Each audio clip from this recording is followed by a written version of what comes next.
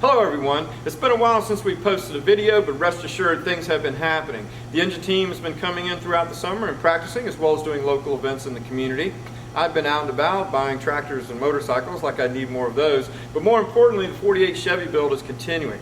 Now you may recall that I've been calling this a SEMA build for quite some time, but in the recent episodes I stopped calling it that. I was just calling it our build. And the reason for that was because things weren't looking really good for getting this car into the SEMA show, and I was trying to figure out a way to break this to our viewers.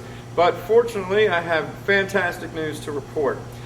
Scat Enterprises is the sponsor for this car, and it will be at the SEMA show this year in November. And I want to definitely thank Tim Torkarian, who works for Scat Enterprises, for being the liaison for us to get the car there.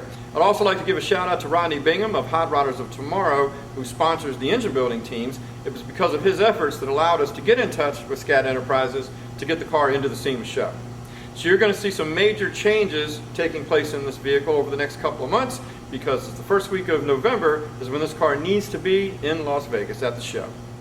You're also going to hear about other sponsors that are helping to support this build in upcoming episodes. And one last thing I'm really excited to announce, that I can officially announce now, is that this vehicle will be in Kissimmee, Florida at a Mecum auction in January, where it'll be auctioned off, and the proceeds will come back to the Hylton Automotive program here.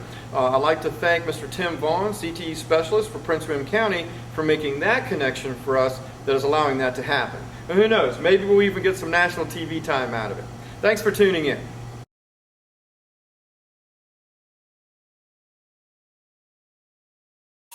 We're cutting our new cab supports down to fit them into the body. Alejandro is welding in a support plate to weld the bracket to.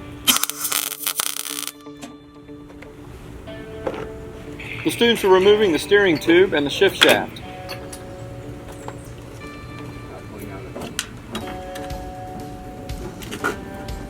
We're removing the shift shaft to pull the steering column out.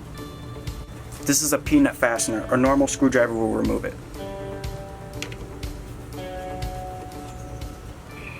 With the shift shaft out of the way, we can now remove the steering tube.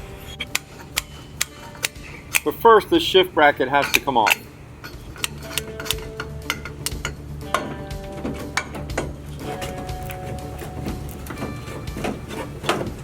Now we can pull the steering tube through the firewall.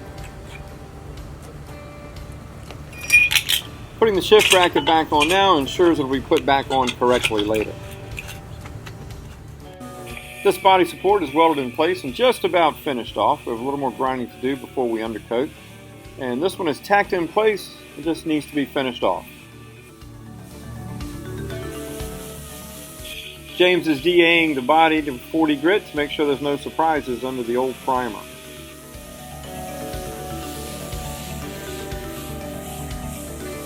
The only real damage to the body was at right ahead of the quarter panel, and it looked like there was a crease there, as you can see a line from the inside, and someone had filled it with lead and polyester over top of that. But since we've got the interior out, we're going to knock that out, grind out the solder, and then we should be able to make this repair with very minimal filler.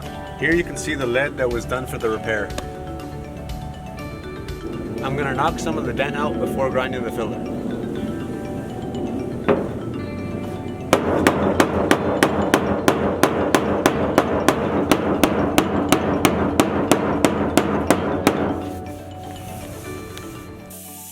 Here we're grinding down the welds on the body supports to neat them up a bit.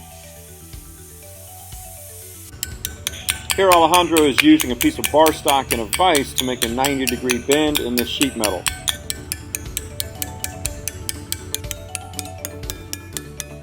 This will repair a hole in the floor where the body support was installed.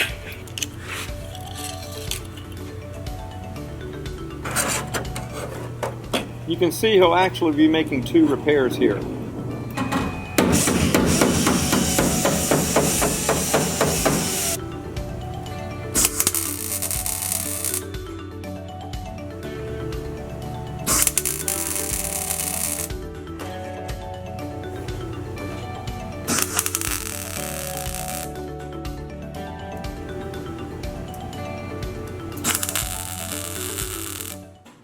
Next time on Bulldog Builds, we'll have more of our sheet metal work done on our floor.